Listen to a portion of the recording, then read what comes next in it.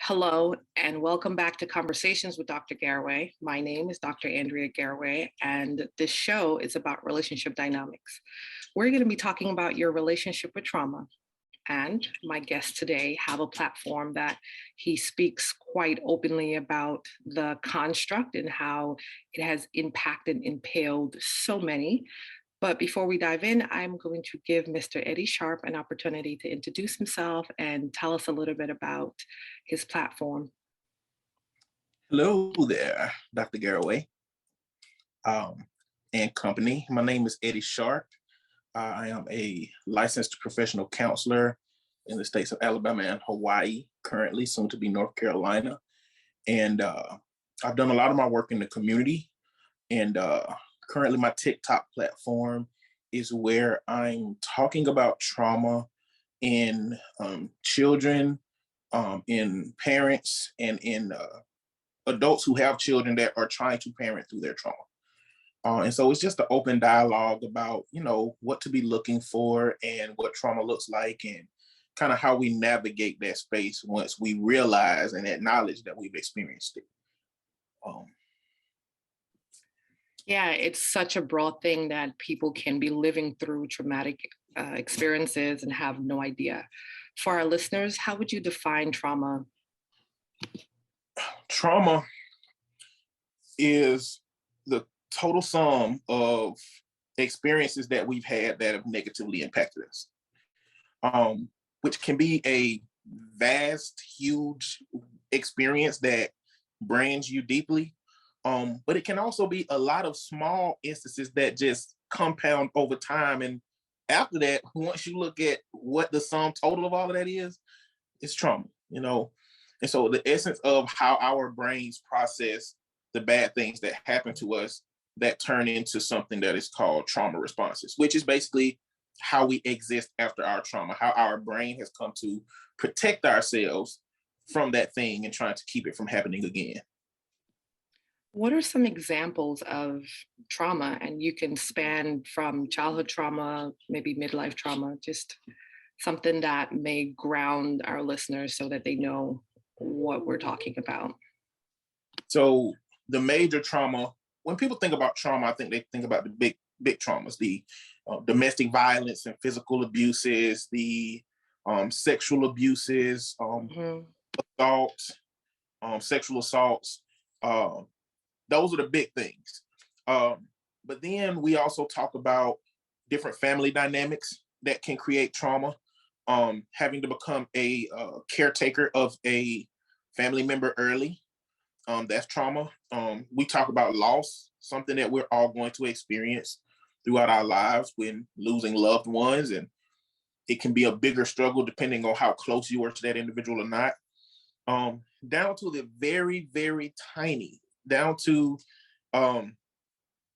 we've seen these TV shows where people are afraid of mustard and all of these different things. Something created that trauma, and mustard for everybody else is just what we put on hot dogs, but somebody is deathly afraid of mustard, and so it's just, I think the essence of trauma is it's a perceptual experience. We can't just look at this one thing and say it always creates this scenario for these people because they've experienced it. Some people can experience it and have the mental fortitude to overcome that thing a bit easier than other people. It don't mean that they don't have trauma responses from it, but our brains are just so vastly different that the small to the large can be perceived and understood by different people. If you think about the idea of when soldiers come back from their tours, you'll have some that just fit back in fine and are ready to go back, and you have some that are just never the same again after that. That's based down to what their mental capacity is to overcome that thing. So it's a wide range of how it can look. You can look back to your past and say, what from my past was problematic, and that might be a good place to start at, where, you can look at your today's behavior and say, because of that, this is what I have. Okay. Is trauma transferable? Can you pass it on? Absolutely. Absolutely. It's absolutely transferable. When you don't handle your stuff, then your kids will handle some of it for you, essentially. One thing So imagine that a parent was robbed in their young life and they never handled that trauma. And every time they're in the car with their young one in the back, as soon as they see a certain type of person, they click the doors locked and shake a little bit and then regulate. Well, if you never tell your child what's happening, your child is going to adopt that as how the world must be. And so that child is going to adopt your paranoias, your fears, and your anxieties, in that moment. That's why it's important, especially as you're raising children, to handle as much of your trauma as you can so that you don't transfer it to your children. Yeah, we will typically call that part of secondary trauma. You didn't experience it, but you relive it. And it's just as vivid, just as real, because you've experienced it through the lens of someone else, which can be even more dangerous, right? Absolutely. How, Absolutely. how do you help a child get over a parental or maybe significant other trauma? Ooh, it's not much you can do as a therapist. There's not much you can do outside of the parents, collaboration. The parent is essentially responsible for crafting that child's view of the world, and more than anything, creating the narrative. Because children have been here long enough to truly understand what they're seeing and experiencing. Like a children knows what everything in the room is before they have the language to even say what it is, right? And so as a parent Right. and as a therapist, we have to give them the language to use for what their experience is. And ideally that's from the parent down so that the parent can give that message and that lesson. But when it has to be from the therapist exclusively, it's just about helping those child recognize those emotions and those experiences and giving them a healthy understanding of normalizing that experience. Because we all go through this thing. When you're a child, you kind of think that the things that are happening to you are only happening to you. So making sure that child knows that, this is a human experience and, making them feel a little bit less alone, that's at least the beginning of the process. Yeah, it's so important for parents to heal, do their work, and try their best to prevent that transference because it's absolutely real. And for most of us, it's subconscious. They don't even know that they're doing it. That's the sad part. They don't know that they're Absolutely. impaling their children in that way. Okay. I'm interested in talking about parental relationships with you a little bit in regards to the trauma, maybe how to raise a child. What's your take on that? How to raise a child. How to raise a child is kind of out of my purview because I don't have children, right? And that's an experience for me because when I go into these families' homes and I'm like, hey, these are some things you want to think about. Some of the things that you're doing is potentially creating trauma for your child. And I always say potentially because there's a lot of examples of families and parents who are going to say, well, I did it like this and my child turned out fine. I did it like this and my child didn't cut me off. And it is your child is not the same as every child, right? And so you can't hurt everybody who experiences that thing to the same categories, right? And so I don't really like to tell parents how to raise kids because that's their job. If I wanted that job, I have kids. I kind of want to help them understand that they need an objective. They need what I call a parental philosophy. It's kind of like a mission statement, like you have for business. It's like if you have a business with a mission statement, what you're trying to do is make sure you stay true to what your purpose is. You don't go too far outside of it. And if your business starts to expand so much that you start to go outside of your mission statement, you can reflect on that and see if it's something you need to pull back in and hone in. And so the parental philosophy is, what do you go back to make the decisions when there is no other way to make the decisions? So an example of that would be, my mom's parental philosophy was to save her children's souls from the depths of hell and the clutches of Satan, right? That was my mom's objective, and that's fine.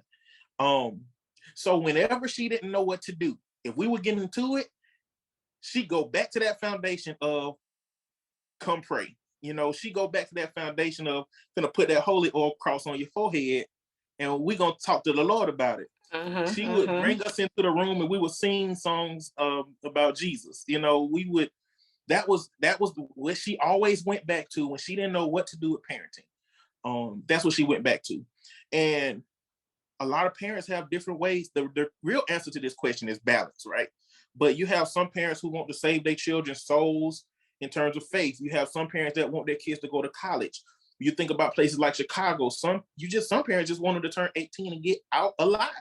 Some just want their kids to have a social existence and relationships. Some want their kids to, have a family balance with work. Like, you get to choose what your goal is for your child. My job is to just step in a little bit and say, some of these things could cause trauma for your child, could make it a little bit harder for them to get to this objective you want. And if what you're doing is not helping your objective, then why are you doing it? And let's reestablish where that behavior came from your childhood. And then let's figure out a better alternative to what's going on to help you reach your goal for your kids. Which, people not having kids is complicated for people to hear like that. They hear your child is coming in here to tell me what to do. Right. We're not gonna have that, kind of the experience sometimes. Some of what you're saying is absolutely relatable on a cultural level. So for me, culturally, the standard, if you will, was I just want my child to be better off than I. And we strongly believe that the vehicle to get your child better off than you generationally is through education. So that is pushed and reinforced, on all these levels, culturally, in your personal nuclear, et cetera, extended family. And if for any reason your child decide that school isn't for them, there's all these derogatory language and dismissal, or maybe even asked to leave the home, et cetera. It is like a dismantling of the family structure if school isn't for you, or if you didn't make certain amount of marks. And I think even that caused a bunch of trauma where that child is not even allowed to make their own decision.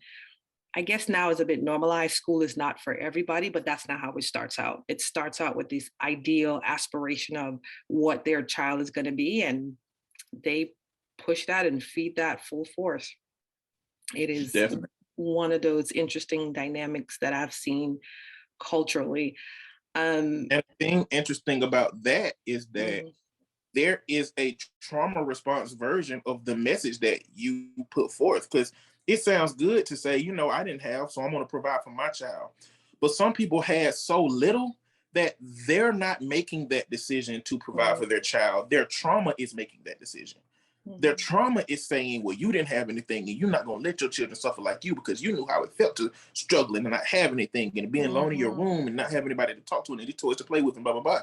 Your trauma is making that decision for you, which means that you're going to be more likely to overindulge your child and hence create a child that may be more spoiled and less prepared for adulthood, because your objective was just to make sure that they didn't struggle, but it wasn't to make sure that they had the tools that they needed to survive in this world without you, And so we even have to be careful when we process those messages, because on the surface it sounds good, but are you making that decision intentionally? Or is your trauma telling you that you're not going to let your child go through what you went through, and this is the only way to do it? Yeah, it's difficult when we think about poverty as well, and that same idea. I want my child to be better than me, come out of poverty. And when that hope and ideal is not realized, I think that also creates trauma, because I couldn't make it. I couldn't live up to this aspiration or dream. So I failed. And that failure, I think, ricocheted throughout the way how they now process, how they now raise their children. And that cycle continues, right? Yeah. And it ends up being this self-inflicted pressure, that is hard to really push through. Sure. You spoke about balance. How would one in the conversation achieve balance? The first thing is to be intentional, to know what you want for your children, and have a conversation with yourself, with the person in the mirror, about what do you want for your children. Like, if I could go back in time and talk to my mom and tell her, hey, I will ask her, what are you trying to achieve for your children? You take them to church 6 days a week. You got them singing Jesus songs in their spare time. taking them to the nursing home to sing with the elders uh, on uh, on Saturdays. What are you trying to accomplish? You know, and she gonna say, I just want my boys to have a good relationship with the Lord. You know, but what about their relationship with education? Well, what about their social relationship and their peers? What about activities and extracurriculars? What about work? Subsequently, my work ethic is ridiculous because all I wanted to do was get out of the house and go to my job. That's all I ever wanted to do because me being at work meant I wasn't at church, you know?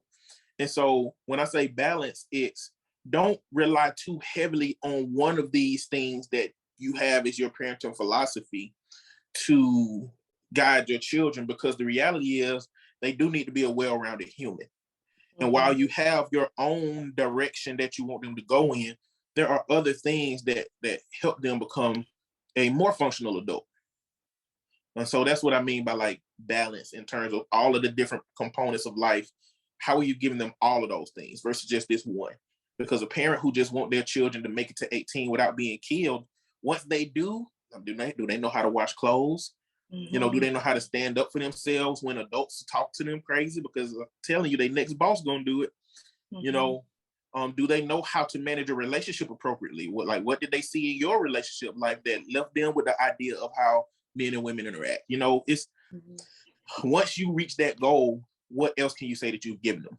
Which is where the balance part shows up. Yeah, I want to add to that. Do we teach our children how to have a relationship with themselves, either genders, male or female? I found in my work that the relationship with yourself is developed almost retrospectively. You got to look back and then grow from where you are currently. But as a young adult, as a young child, is that something that we promote? Are you allowing your child to have time by themselves, just to sit and be still by themselves? Are you teaching them how to think? Are you teaching them how to process and maybe own their feelings, recognize their feelings? Are we doing that? I'm not even sure if it's an adage, but there is this thing where boys don't cry. I don't necessarily know where that came from, but we're not even teaching our children how to be responsible for their emotion because they're not supposed to have it, right? You don't cry, you don't feel the thing that may promote crying. So very, very interesting balance. I've seen your work and you talked about other types of ways to maybe integrate the family and help develop, maybe even unite them. You talked a little bit about, well, a lot of it about traditions. You want to share that here? Yeah, like I think one thing that connects families are traditions. I didn't have a lot of traditions and rituals growing up. But I think the important part of rituals and traditions are their positive pivot points.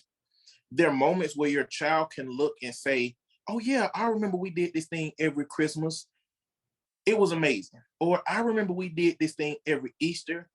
It was amazing. Even through, there could be so much turmoil going on in their child's life, you know, but giving them those positive pivot points to look at and say, this was a point that was valuable every year. This was when I remember my family doing this every year. And I think that's a very, very valuable part of kind of like giving a buffer between the trauma, you know, because once a child has experienced 18 years worth of trauma, it will be really helpful to have these moments of positivity that they're left with, because if the trauma is significant enough, it's not even going to be easy to remember, because you know the way the trauma works is it breaks itself up into fragments and hides itself around your brain in order to protect yourself from the magnitude of the damage that it did, and it's just hiding in your brain. But when you watch a movie that reminds you of one of those images that are hidden, it reminds you of the whole thing, right? And then the brain is like, uh-oh, we don't want this, and it breaks it all up again and sends it all over the place again. And then your friend is talking about the trauma they went through, and now boom, it's come back up for you. And now the brain is like, oh no, we can't have this again. And then boom, it breaks it up and sends it back out. Like that's what it does. It's like a bunch of images that are ready to show up when things in your environment trigger them. And so having moments where you can trace directly back to something positive, I think is helpful for growing up through trauma. you know. Or and don't get me wrong, a lot of trauma is happening without parents knowing that it's something that can create trauma. You Mhm. know, so I don't Sure. trauma don't a child having trauma don't mean that you are a bad parent, you Mhm. know. It just means that you didn't have the awareness to take so many different variables into consideration to keep it from happening. And Mhm. um the idea behind it is like, if you think of a soccer goalie, you know, they know their job is to stop the ball from going into the net, and they're not always going to stop it. They know that, you know, but they know what their job is. As a parent, it's your job to stop your child from all trauma, but you can't do that because you don't spend every single minute and every single second with your child, you know. The only thing you can do is be aware of the things that you could be doing that could be creating trauma for your children, and then, you know, finding different ways to achieve the goals you're trying to achieve with those behaviors or those actions. Yeah, you want to block and dodge as many as you can while teaching your child to do the same for themselves independently, right?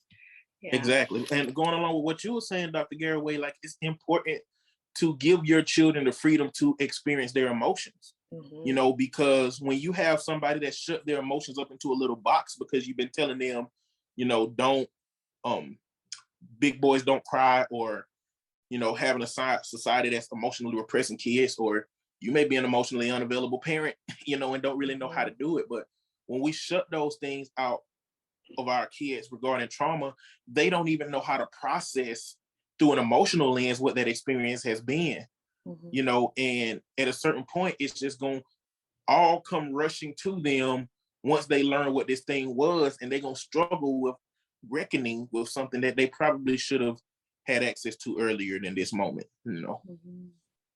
Yeah. And that's what I love about your conversation when you talk about traditions, because it creates that balance. You can't block every single thing, but when your child looks back in the history, not everything is all terrible. Even Mm, if you come together once a year, I know some Southern families that have a family reunion every year. People come from all different parts of the world just to gather, even if that's the only thing they have.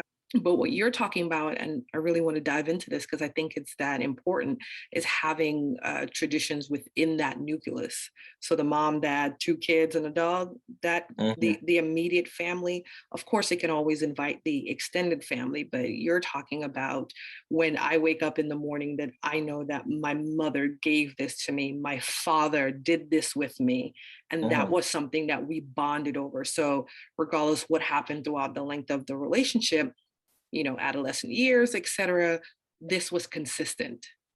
mhm, And, we take it for granted that consistency that promotes growth. So let me give you an example. When you first have a child, your doctor pediatrician will talk about routine, setting that child on a sleep schedule and a eat feeding schedule, etc., because that consistency helped them regulate biologically and psychologically. It let them know that they will not starve. It let them know that that affection is coming, that there's going to be a time that they're going to be coddled, that they're going to be fed. And when they are in need and they do that call response, they cry, that somebody is going to attend to them. So taking that and developing that throughout the years, knowing that a parent is going to be there with you whenever you cry, whenever you're upset, no matter what else is happening, we still rely on that.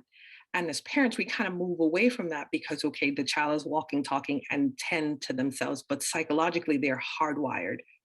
That's how they came into the world. That's how they've developed their attachment.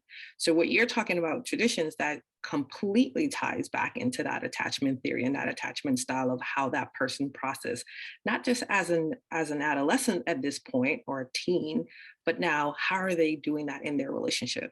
How are they doing that with their marriages?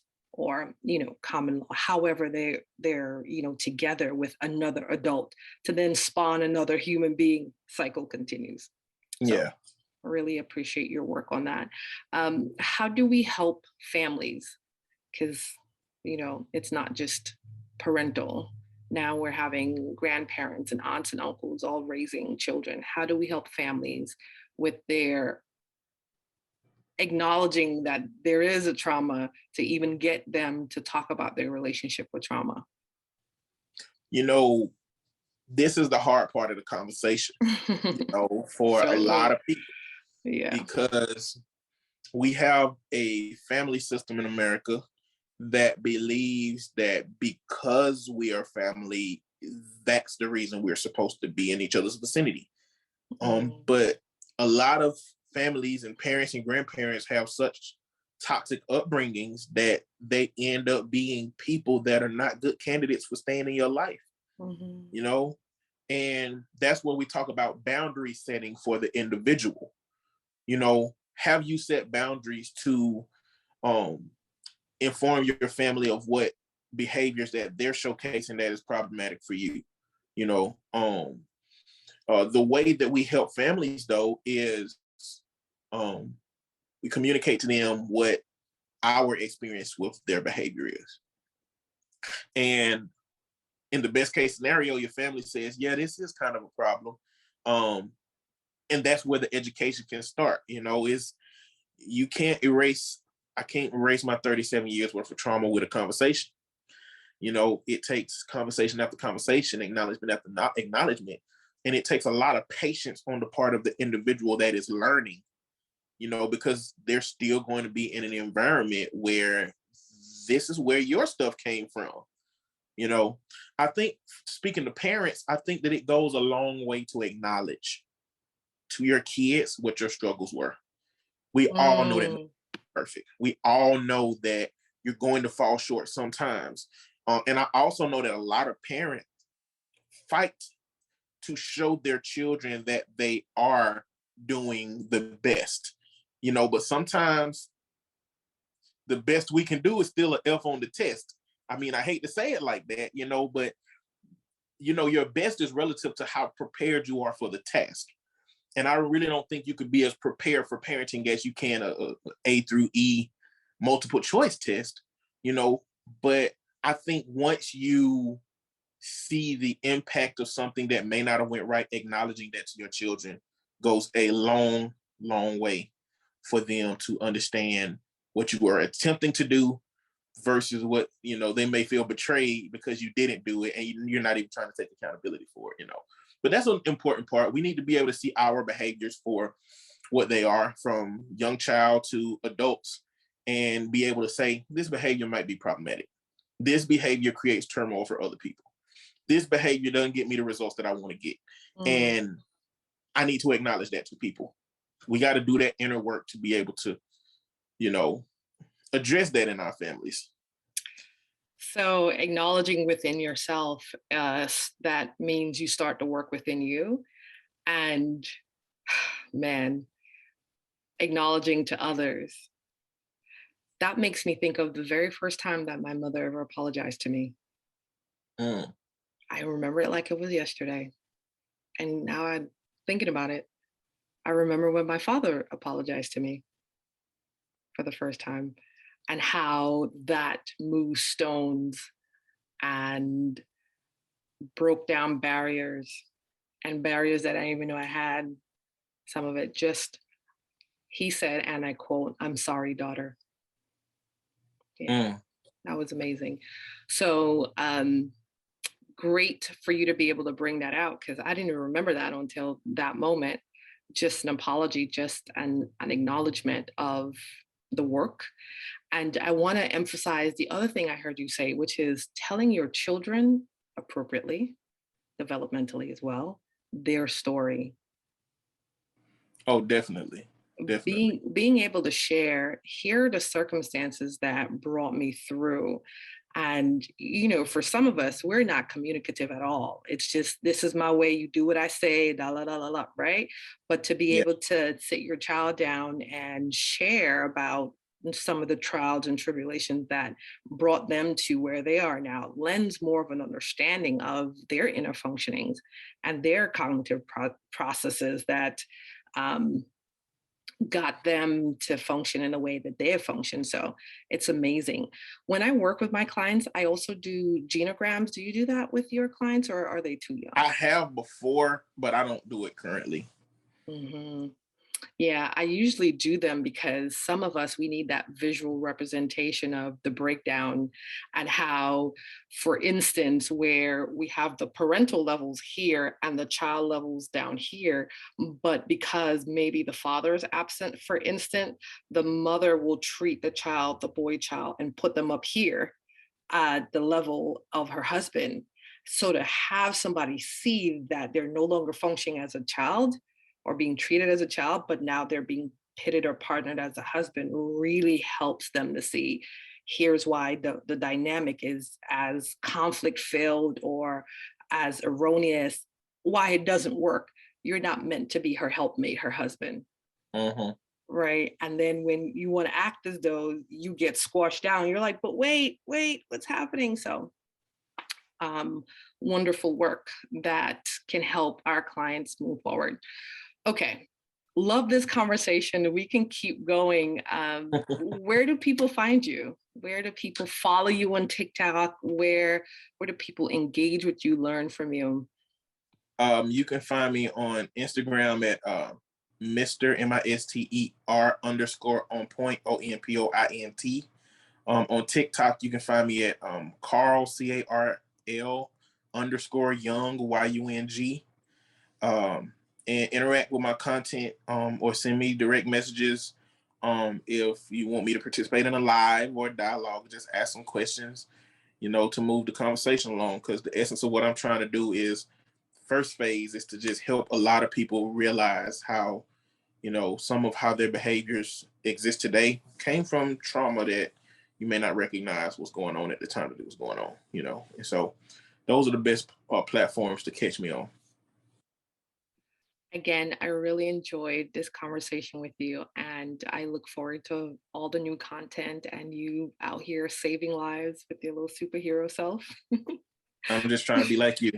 Summary, this was a really edifying conversation. We talked about the relationship with trauma, and also we talked about some things that you can do to reduce or probably eradicate trauma altogether.